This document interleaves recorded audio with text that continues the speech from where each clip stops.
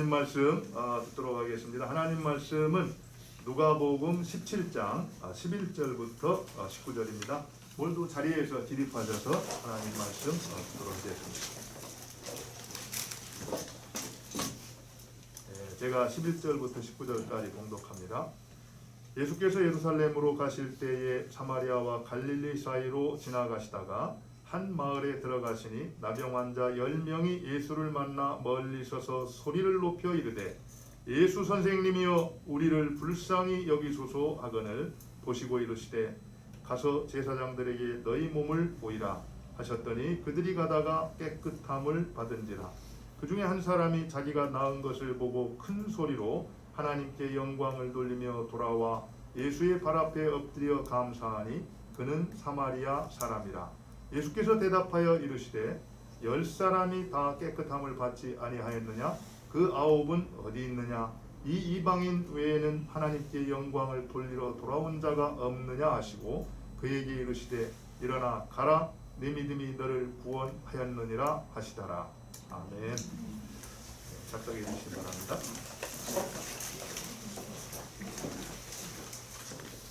오늘은 우리가 해마다 지키는 추수감사 주일입니다. 사실 우리가 도시에서 지내다 보면은 우리가 농사를 짓는 것도 아닌데 추수감사 주일을 지킨다라는 것이 어떤 때는 의미가 있나 이렇게 생각이 들 수 있어요. 그런데 우리가 알다시피 심고 거두는 게 인생 아닙니까? 그렇다라고 했을 때 우리가 농사를 짓든 뭘 하든 간에 한 해 동안 우리가 무엇을 심었는가, 그리고 지금 나는 무엇을 거두고 있는가, 이런 것들을 한번 돌아보면서 지난 한 해 동안 여기까지 베풀어 주셨던 그 하나님의 은혜에 감사를 드리고 또 남은 시간 모든 것을 주님의 신실하신 손에 의탁을 한다. 그런 시간을 갖는다라는 것은 충분히 의미가 있고 귀한 일이다 이렇게 생각이 듭니다. 여러분들 구약 성경에 보면은요 절기가 이렇게 쭉 소개가 되는데 유대인들 구약 성경에 나오는 대표적인 절기 3가지를 든다면은 유월절과 그 다음에 오순절과 그 다음에 뭐가 있습니까? 초막절이 있습니다. 초막절. 특별히 이 초막절이라는 것은 이제 이스라엘 백성들이 광야 생활할 때의 일들을 잊지 말고 기억하자. 그래서 집에서 잠을 자지 않고 그 초막절 절기 기간 동안에는 이제 밖에 나와서 이렇게 나뭇잎이라든지 이렇게 초막을 이렇게 지어놓고 거기에서 지내는, 그래서 정말 힘들고 어려웠던 시절, 그때 하나님께서 우리를 어떻게 인도하셨는가 그런 것들을 기억하고 기념하면서 지켰던 절기거든요. 근데 이제 초막절 절기라고도 하지만 또 어떻게 말하냐면은 한 해 동안 이렇게 뿌렸던 곡식들, 모든 곡식들을 다 거두어 드린 다음에 이제 이 안장 보관했던 이 절기다라고 해서 수장절이다 이렇게 얘기도 해요. 바로 이게 어떻게 보면 지금 우리가 이렇게 지키고 있는 이 추수감사절의 어떤 이 성경적인 이 유래다 이렇게 볼 수가 있습니다. 근데 직접적으로는 우리가 잘 아는 대로 1607년에 영국의 이제 국교의 핍박을 피해서 102명의 청교도들이 어떻게 합니까? 이제 메이플라워를 타고 미국으로 건너가요. 신대륙으로 건너가서 도착했을 때가 너무너무 추웠던 겨울이었습니다. 근데 항해를 하면서 또 도착해서 추위와 고통 때문에 거의 처음에 출발했던 사람 가운데 절반 정도가 이제 죽었습니다.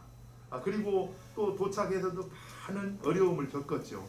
그런데 드디어 이제 다음에 봄이 됐을 때 그곳에 살고 있었던 인디안들의 도움을 받아서 이제 씨를 뿌리고 가꾸어 가지고 첫 소득을 얻게 됩니다. 그 첫 소득을 얻었을 때 자기를 도왔던 인디안들을 초대해 가지고 그들과 함께 하나님 앞에 감사 예배를 드리죠. 이것이 이제 우리가 지금 지키고 있는 추수감사절의 유래다 이렇게 이제 말할 수가 있죠. 어쨌든 하나님께서 베풀어 주셨던 은혜, 그것을 잊지 않고 기념하면서 기억한다라는 거, 이건 굉장히 하나님 앞에 귀한 일이다 생각을 합니다. 그런 의미에서 오늘 우리가 또 이 동영상으로 우리 각 가정마다 개인마다 한 5가지 정도씩 감사하는 내용을 이렇게 적어서 하나님 앞에 이렇게 나눴지 않습니까? 이런 시간을 통해서 우리 하나님이 참 기뻐하시고 영광을 받으시리라 할 생각이 듭니다. 그런 때 우리가 정말 감사가 무언가, 또 왜 우리는 하나님 앞에 감사를 드려야 되는가, 이런 것들을 한번 말씀을 통해서 들어보고 우리의 삶 전체가 감사로 하나님을 존귀케 하는 그런 인생이 되었으면 좋겠다, 이런 생각이 듭니다. 오늘 이제 말씀을 이제 보기 전에 왜 감사가 그토록 중요한가를 우리가 한번 살펴볼 필요가 있습니다. 여러분들 아시는 대로 말세가 되면은 이제 이 하나 두드러지게 나타나는 특징이 있는데, 그것도 타락하고 폐역한 문화 가운데 나타나는 두드러진 특징이 있는데, 그게 뭐냐면은 감사치 않는다라는 겁니다. 감사가 없다라는 거예요. 우리 바울이 쓴 디모데후서 3장 1절과 2절을 볼까요? 3장 1절과 2절을 보면은요, 우리 같이 한번 읽겠습니다. 시작. 네가 이것을 알라. 말세에 고통하는 때가 이르리니 사람들은 자기를 사랑하며 돈을 사랑하며 자긍하며 교만하며 비방하며 부모를 거역하며 감사치 아니하며 거룩하지 아니하며.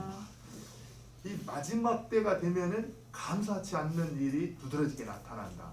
실제로 로마서 1장 21절에도요, 하나님을 알되 하나님으로 영화롭게도 하지 아니하고 감사치 아니하고 이렇게 말하고 있습니다. 사실 타락해서 죄를 짓고 하나님 앞에 그냥 버려둠을 당했던 그 사람들의 대표적인 특징 가운데 하나가 뭐였냐면은 하나님을 영화롭게 하지 아니하고 뭐라고요? 감사치도 안 했다. 그러고 보면은 이 감사하지 않는 게 대세인 그런 세대 가운데 감사한다라는 건 뭡니까? 분명히 너희는 이 세대를 본받지 말라 했던 그 하나님 말씀에 대한 순종이라는 거예요. 그 일을 통해서 이 땅 위에서 하나님의 백성됨이 어떠한가를 우리가 보여줄 수 있다라는 겁니다. 사실 이 데살로니가전서 5장 18절에 보면은 범사에 감사하라 뭐라고 있습니까? 이는 너희를 향하신 그리스도인에서 너희를 향하신 하나님의 뜻이다 이랬잖아요. 이 부분을 우리가 잘 아는 유진 피터슨, 그가 쓴 메시지 바이블에는 이렇게 표현이 되어 있습니다. 무슨 일에든지 하나님께 감사하십시오. 이것이야말로 하나님께서 그리스도 예수 안에 있는 여러분에게 바라시는 생활 방식입니다.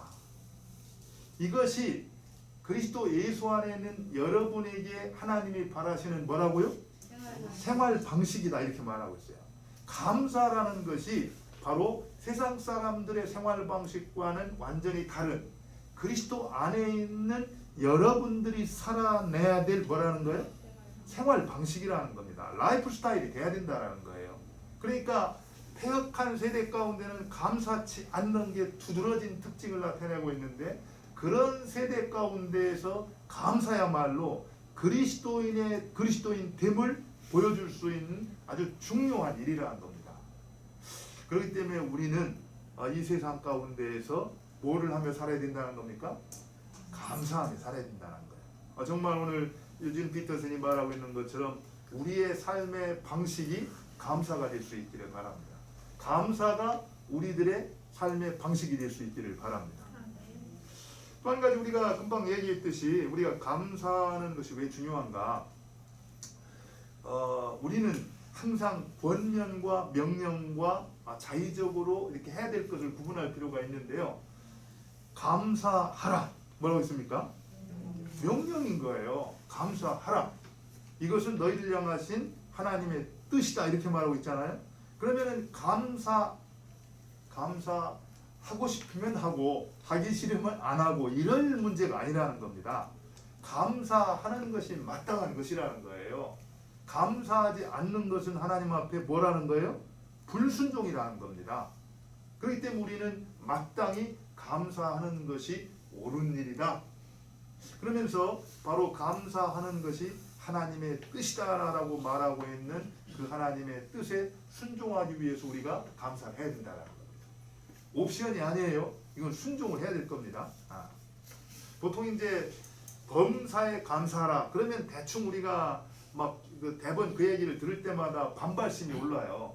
아니 어떻게 모든 일에 감사할 수 있어? 이런 얘기가 나오거든요. 근데 그것은 말씀에 대한 오해로부터 나오는 겁니다. 범사에 감사라는 것은 모든 일에 대해서 감사하라는 말이 아니에요. 이 성경에 보면은 이 감사하라 그러고 나서 범사에 감사라고 할 때 어떻게 쓰냐면은 in everything 이렇게 말하고 있습니다. 그러니까 모든 상황 안에서 모든 상황 가운데에서 감사하라고 했지 우리가 만나는 악한 일에 대해서 감사하라고 말하고 있지 않다라는 거예요. 아무리 악한 것 같은 일이 벌어지고 있는 그 상황 가운데서도 우리는 어떻게 할 수 있다는 거예요? 감사할 수 있다는 겁니다. 왜 그렇습니까? 하나님께서는 하나님을 사랑하는 자, 곧 그 뜻대로 부르심을 입은 자들에게는 모든 것이 합력하여 선을 이루기 때문이라는 겁니다. 그래서 사실은 내가 이루어지고 있는 일 그 자체에 대해서는 이해할 수 없고 감사할 수 없지만 그래도 하나님의 주권을 믿고 하나님이 나보다 더 사랑하시는데 그 하나님이 행하시는 일이라고 우리가 인정한다면은 그 상황 가운데서도 얼마든지 어떻게 할 수 있다는 거예요? 감사할 수 있다는 겁니다. 그렇기 때문에 하나님께서 우리에게 감사하라 그렇게 명령하고 있다는 거예요. 그리고 가장 중요한 거는요, 우리가 감사해야 될 이유, 가장 중요한 이유가 있어요. 우리 시편 이 50편 22절과 23절을 한번 읽어볼까요? 우리 같이 한번 읽어보겠습니다. 우리 같이 한번 읽죠. 시작. 하나님을 잊어버린 너희여 이제 그를 생각하라. 그러하지 아니하면 내가 너희를 찢으리니 건질 자가 없으랴. 감사로 제사 드리는 자가 나를 원하게 하나니 그의 행위를 옳게 하는 자에게 내가 하나님을 원하리라. 중요한 일이죠. 감사로 제사 드리는 자가 어떻게 한다고요? 하나님을 영화롭게 한다는 겁니다. 우리의 감사가 하나님을 영화롭게 한다는 거예요. 우리의 감사 가운데 하나님의 영광이 나타난다는 겁니다. 사실은 우리 인생의 제일 되는 목적이 웨스트민스터 신앙 고백이 뭐라고 말합니까? 하나님을 영화롭게 하고 그를 영원토록 즐거워하는 것이라고 하잖아요. 우리 인생의 제일 되는 목적이 하나님께 영광을 돌리는 일입니다. 그런데 무엇가 하나님께 영광을 돌린다고 말하고 있어요? 감사가 하나님을 영화롭게 한다고 했습니다. 여러분, 내 목숨을 들여서 드리는 헌신, 그것도 중요한 일이에요. 그죠? 그렇지만 매일매일 우리가 만나는 일 가운데 작은 일 하나하나를 통해서 기억해서 하나님 앞에 감사하는 것, 그게 뭐라는 겁니까? 그것이 하나님을 영화롭게 한다는 겁니다. 그래서 우리가 왜 감사를 해야 될까를 생각할 때 이런 것들을 한번 기억했으면 좋겠어요. 이 세대가 감사치 않는 패역한 세대이기 때문에 우리가 살아가는 삶의 방식이 감사가 되어야 된다. 그리고 감사는 옵션이 아니라 하나님께서 우리에게 하신 명령이기 때문에 마땅히 우리가 순종해야 된다는 것. 그리고 무엇보다도 감사가 하나님을 영화롭게 하고 하나님을 존귀케 하는 우리 인생의 제일 되는 목적이기 때문에 우리가 감사하는 것이 그토록 중요하다. 이렇게 우리가 한번 이해를 하고, 그렇다면은 도대체 감사한다는 것이 무엇일까? 어떻게 하는 것이 감사하는 것일까? 뭐 이런 것들을 우리가 한번 생각할 필요가 있어요. 오늘 이제 이 내용을 좀 보면은요, 오늘 내용의 배경은 그래요. 예수님께서 예루살렘을 이렇게 들어가시는데 먼 발치에서 10명의 문둥병자가 예수님을 만난 겁니다. 사실은 그 당시 문둥병이 걸리면은 이 사람들로부터 50m 내외는 접근할 수가 없었어요. 그러니까 지금 예수님의 소식을 듣고 10명의 문둥병자가 멀리서 예수님을 보면서 큰 소리를 친 겁니다. 뭐라고요? 다윗의 자손 예수여 우리를 고쳐주십시오. 근데 여러분들 그 목소리가 얼마나 간절했을까 생각해 보셨습니까? 왜냐면은요, 그 당시에 이 문둥병에 걸린 사람들은 그냥 병 자체도 참 이게 속상하고 힘들고 아프지만 그 병이 어떤 병이라고 했냐면은 하나님께 저주를 받아, 죄 때문에 저주를 받아서 버림당한 병이다, 이렇게 인식이 됐었어요. 그러니까 내가 무슨 이유인지는 모르지만 병이 들었는데 그 병 때문에 사람들로부터 격리를 당하고 소외가 돼가지고 비참하게 살아가는 그것도 힘들지만 또 하나님께 버림을 받았다라는 것들이 그들 마음 가운데 큰 아픔이었습니다. 그런데 예수님을 만나가지고 정말 우리를 좀 고쳐달라고 큰 간절한 마음으로 구했을 때 그들의 마음이 어땠을까를 생각해 볼 수 있죠. 그런데 예수님께서는 그 소리를 듣고 그래 이리 와라. 그러고서 이렇게 가서 뭐 안수를 하든지 뭐 만져두든지 이러지를 않고 그냥 가서 제사장에게 내 몸을 보여라 이렇게 말씀했어요. 그래가지고 이들이 이제 가다가 이 제사장에게로 가다가 봤더니 어떻게 된 겁니까? 자기들 몸이 이제 그 문둥병으로부터 나아졌다는 걸 발견했어요. 요 대목이 중요합니다. 요 대목. 여러분들 잘 보세요.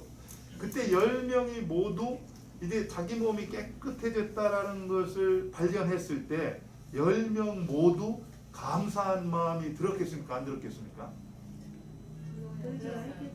마땅히 들었겠죠. 그죠? 왜냐하면 그것 때문에 그토록 힘들었는데 그 문제가 해결된 거예요. 깨끗해진 겁니다. 그러니까 정말 그 10명 모두 그 사실을 발견했을 때 정말 감사하다. 그런 마음은 틀림없이 들었을 거예요. 그런데 문제는 그 10명 가운데 한 명만이 어떻게 싸웠습니까? 한 명만이 가다가 다시 예수님께로 돌아와서 예수님의 무릎 앞에 무릎을 꿇고 감사했다 이렇게 말하고 있어요. 여기서 성경이 말하는 감사가 무언가를 우리가 알 수 있습니다. 감사라는 것은 단순하게 내가 감사하다 이렇게 느끼는 것, 감사해 이렇게 여기는 것, 그것이 아니라는 거예요. 감사라는 것은 그 한 명처럼, 사마리아 한 명처럼 어떻게 했습니까? 내가 그런 것을 느꼈기 때문에 돌아와서 구체적으로 하나님 앞에, 예수님 앞에 감사의 표현을 하는 것, 그것이 감사라는 겁니다. 오늘 우리가 이제 5가지씩 감사의 제목을 적어가지고 이렇게 감사의 표를 했잖아요. 굉장히 중요한 일입니다. 그냥 마음속으로 감사해 이렇게 느끼는 게 아니라 어찌됐든 어떤 방법을 통해서든지 우리의 마음에 있는 것들을 감사로 표현을 했다라는 거예요. 저는 우리 오늘 찬양 인도했던 우리 박성호 집사님, 사실 뭐 저는 잘합니다. 우리 집사님이 그 마음이 어떤 마음이라는 거. 그런데 이 자리에서 정말 어쨌든 이 감사주일에 하나님께서 우리 가정에 베풀어 주셨던 그 은혜를 어떻게 했습니까? 입술로 간증을 했잖아요. 이게 구체적인 감사인 거예요. 그냥 마음속으로 이렇게 느끼는 게 감사가 아니라는 겁니다. 저는 그래서 우리 식구들이 정말 이 땅을 살아가면서 하나님께서 우리에게 베풀어 주시는 은혜, 그런 것들이 있을 때 그냥 마음으로 감사해 이렇게 느끼지만 말고 구체적으로 우리의 입술과 우리의 행동을 통해서 표현할 수 있기를 바랍니다. 이건 굉장히 뭐 어려운 것도 아니에요. 사실은 가장 이 감사를 표현할 수 있는 조금 쉬운 방법 중에 하나가 뭡니까? 우리가 기도 시간에 하나님 앞에 나가서 어떻게 하는 거예요? 고백하는 겁니다. 하나님 참 감사합니다. 지금 저에게 이러이러한 은혜를 베풀어 주셨는데 정말 하나님이 아니면은 제가 정말 얻을 수 없는 귀한 은혜였습니다. 감사합니다. 조금 더 나가서 표현한다면 어떻게 했습니까? 주위에 있는 가족들이든지 이웃들, 친구들을 만났을 때 붙들어 놓고 어떻게 하는 거예요? 좀 내 말 좀 들어봐. 사실 이런 일들이 있었는데 나한테 정말 힘들었거든. 그런데 하나님께서 은혜를 주시고 힘을 주셔서 이렇게 해결이 되었어. 너무 감사해. 간증을 하는 겁니다. 간증을 하는 거. 또 이제 어떤 부분에서는 그럴 수 있겠죠. 하나님께서 내게 귀한 것들을 베풀어 주셨는데 나는 그냥 받기만 하는 것이 너무 미안하고 그래서 나도 무언가를 하나님 앞에 드려야 되겠다. 그래서 이제 어떤 행실을 통해서 봉사를 할 수도 있고요. 또 내가 가지고 있는 귀한 물질을 또 드려서 감사의 표를 할 수가 있는 겁니다. 사실은 우리가 이 감사헌금이라는 것도 그래요. 감사헌금도 그냥 해야 되니까 뭐 이런 게 아니라 정말 생각해 보니까 모든 것이 하나님께로부터 왔더라. 그리고 하나님께서 내게 베풀어 주신 은혜를 생각할 때 너무 감사해. 보통 우리가 물질이 있는 곳에 마음이 있다고 그러잖아요. 그래서 우리에 있는 귀한 것을 마음을 담아서 드리는 것. 제가 지금도 잊지 않는 게 있는데 그 청년부를 지도할 수 있는 한 청년이 그런 제가 여러분 돈이 좋습니까 안 좋습니까 질문했더니 돈이 좋아요 다 그러더라고. 그러더니 나중에 그 청년이 그걸 감동시킨 게 돈이 좋지만 하나님이 더 좋아요. 그래서 나는 좋은 돈을 하나님 앞에 드릴 수 있어요. 제가 지금도 잊지 않아요. 그 고백하는 거. 그래서 사실 우리가 구체적으로 표시하는 것, 표현하는 것, 이것이 감사라는 것. 그래서 오늘 추수감사제를 지내면서 우리 가운데 그런 마음의 결단이 있었으면 좋겠어요. 내가 큰 것은 못할지라도 정말 하나님께서 베풀어 주신 은혜 잊지 않고 기억하여서 감사해야 되겠다. 그러기 위해서 하나님 앞에 고백할 수도 있고 또 이웃을 붙들어 놓고 간증할 수도 있고 또 내 삶의 헌신을 통해서 봉사를 드릴 수도 있고 내게 주신 물질을 감사의 표로 드릴 수도 있다는 겁니다. 이런 구체적인 드림, 표현, 이것이 성경에 말하고 있는 감사라는 거예요. 그렇다면은 이 감사라는 것이 또 어떤 역사를 이루어가는가를 한번 살펴볼 수가 있거든요. 여러분들 오늘 말씀에 보면은요, 19절을 한번 볼까요? 19절 같이 한번 보겠습니다. 그 육신의 질병을 치유받았던, 문둥병을 치유받았던 사마리아인 이방인, 그가 이제 다시 주님 앞에 돌아와서 하나님 앞에 감사를 드렸잖아요. 감사를 드렸을 때 그에게 어떤 일이 일어나는가 한번 살펴볼 수가 있습니다. 우리 19절을 같이 한번 읽겠습니다. 시작. 내게 이르시되 일어나 가라 내 믿음이 너를 구원하였느니라 하시더라. 일어나 가라. 왔더니 예수님이 하신 말은 그냥 딴 게 없어요. 그래 그럼 여기 와서 내 밑에서 좀 이것도 하고 저것도, 이게 아니라 어떻게 했습니까? 일어나 가라. 그리고 내 믿음이 너를 구원하였느니라. 그가 육체적인 질병을 치유받아서 그것에 대해서 하나님 앞에 감사를 드렸더니 예수님께서는 그에게 무엇까지 허락해 줬다는 겁니까? 영혼의 구원까지 허락해 주셨다는 거예요. 이 사실을 통해서 우리가 한 가지 확실하게 하는 것은, 감사라는 것은 감사할 때 하나님이 영광을 받으시고 하나님 앞에 영광을 돌려드리기도 하지만 그 감사는 본인에게도 뭐가 된다라는 거예요? 복이 된다라는 겁니다. 축복이 된다라는 거예요. 그래서 우리는 감사를 특권이라고 말하는 겁니다. 특권이라. 그런데 이 감사가, 제가 오늘 설교 제목을 이제 고민하다가 감사 어떻게 정의를 내릴까 하다가 그렇게 한번 해봤어요. 감사라는 것은 어떻게 해요? 은혜를 여는 하나님의 열쇠다. 은혜의 세계로 우리를 인도해 갈 때 그 은혜의 세계의 문을 여는 열쇠가 뭐다? 감사다, 이런 얘기입니다.